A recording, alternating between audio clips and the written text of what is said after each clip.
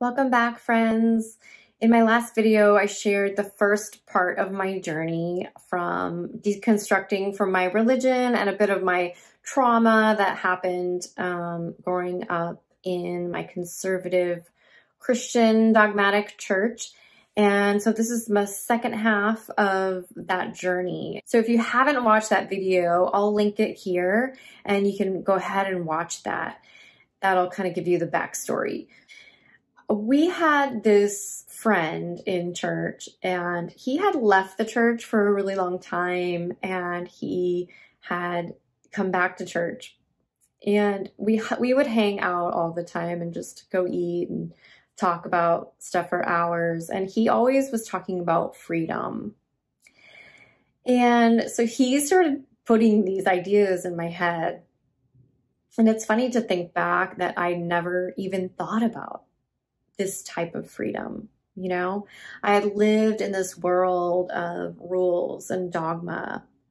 And it's funny because when I think about my philosophy of creativity and what I help my clients with, it's all about opening up to possibilities.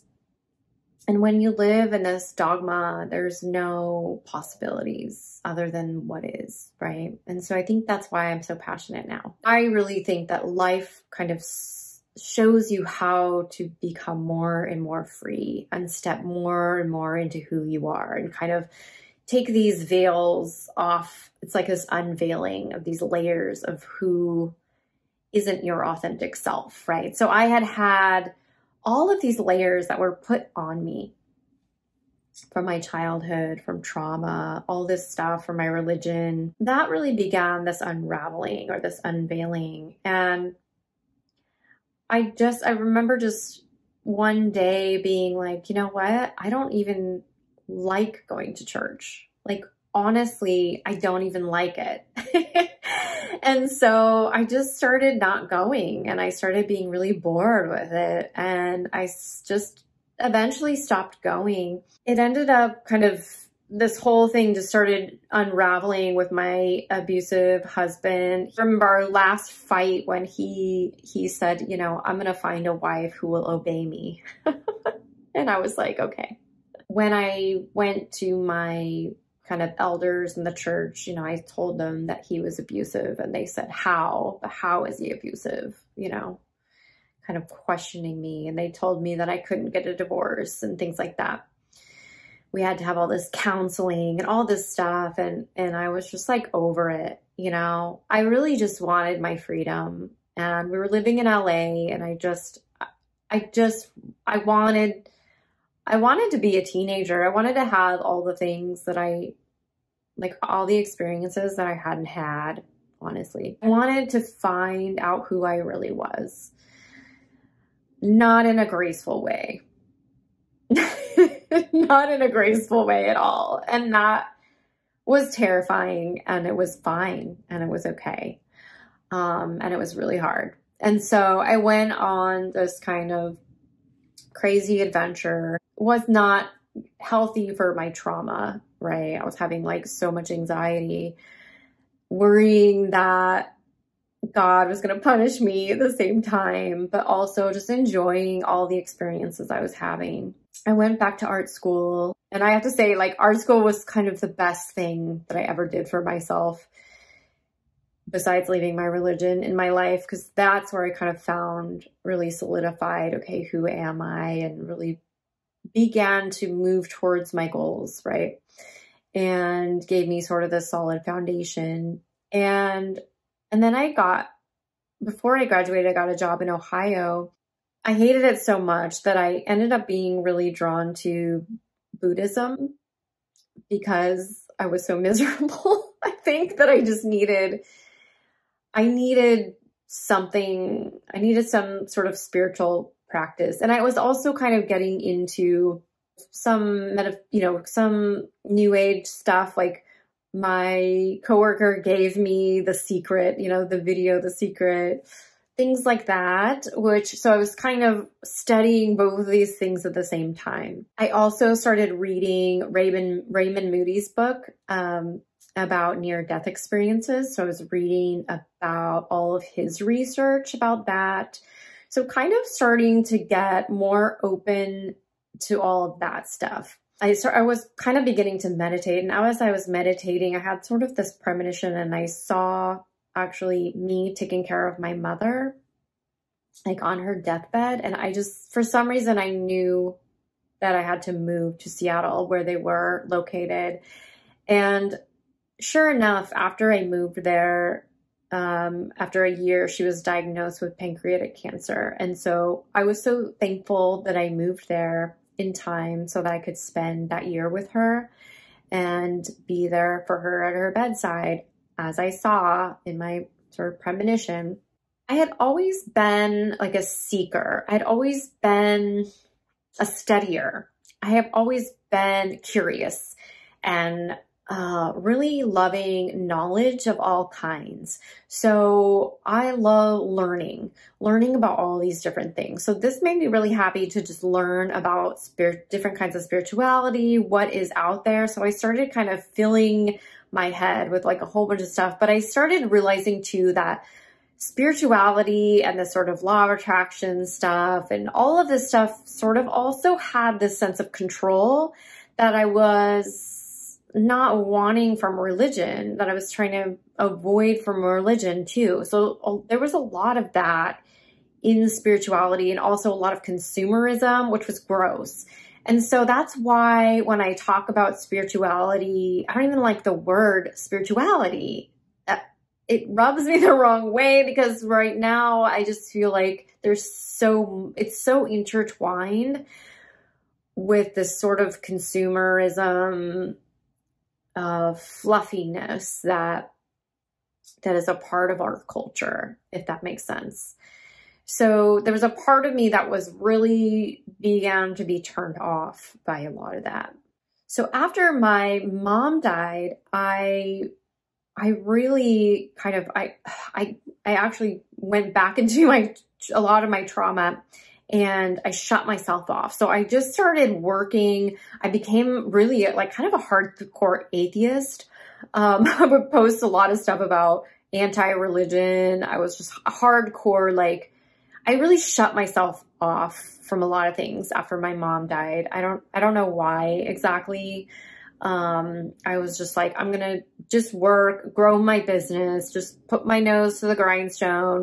At that time, I started to really burn myself out. So again, it was just, if you've heard my story, I would follow the logical way, the way that I thought like I should run my business or I should run my life. And that really burnt me out because I was not in touch with my intuition at all. And following the rules, that going back to the dogma, it just never worked for me. So my kind of way that I got back into spirituality, or what I like to call the unknown.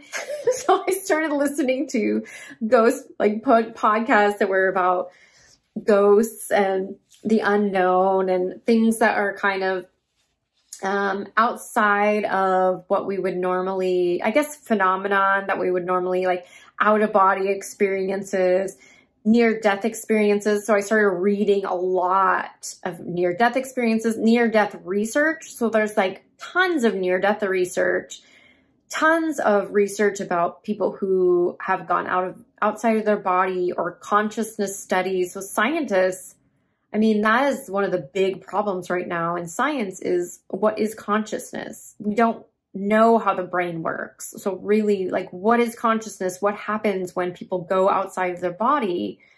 It happens all the time, and we can't explain it, you know? And people who are kids who have said that they've had past lives and the research is corroborated. Like, there's tons of research out there. And I started listening to this stuff and going, how I've been living, atheism is actually like so boring. And I'm all about curiosity. And as I started really getting into, for myself, for my creative practice, more of my intuition, coming into more of my own art, listening to more of my intuition for my own art, I could not stay away from this aspect of the unknown.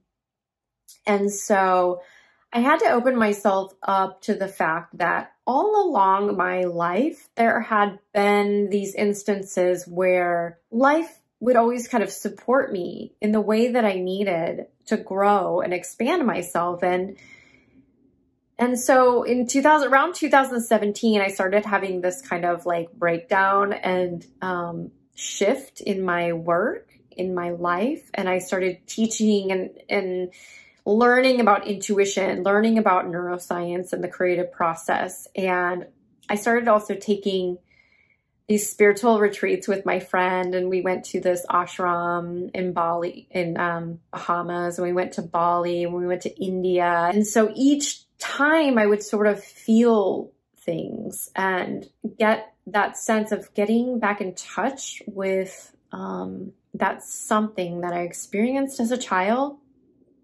of that connection to something, to love. So during that time too, I was seeing a trauma therapist. I was healing. So I was doing all of these things. I was healing my trauma. I was doing meditation. I was studying all these things and experiencing every day this kind of love. And I began to notice that life actually helps me along the way. And I don't need to believe in something. Like I don't need to believe in Jesus or God. I can be curious. I can be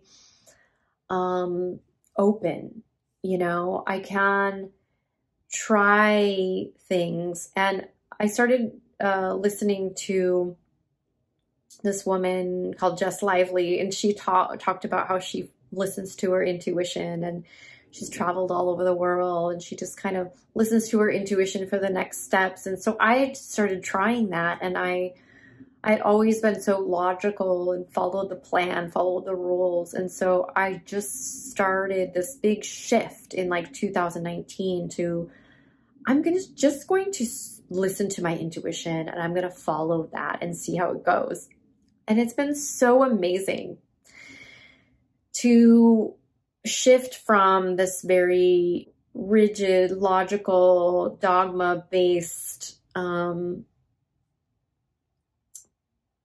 mindset, to allowing and listening to myself, getting connected to myself, this whole journey of who am I? How do I remove these layers of who I am, who I thought I was, who somebody told me I was, or the rules that somebody told me who I was, and listen to my authenticity, listen to that, what I call core creative essence. Start to find out who I genuinely am and be open to the possibility that there is something in the universe, something in life that is helping me along the way. That when I set an intention, that life is showing me the next step and making those connections, bringing coincidences. And I've seen it over and over again, with me, with my friends, with my clients, like just over and over again. So in conclusion, through all of this, I don't have a belief. I have a philosophy. And my philosophy is based on the research that I've read from, consciousness studies, from near-death experiences, from books, from experiences people have had, from my experiences, from the science. I have had to try it myself to see if it works. And that's what I would tell you. And I think Buddha said something similar, is that these are philosophies.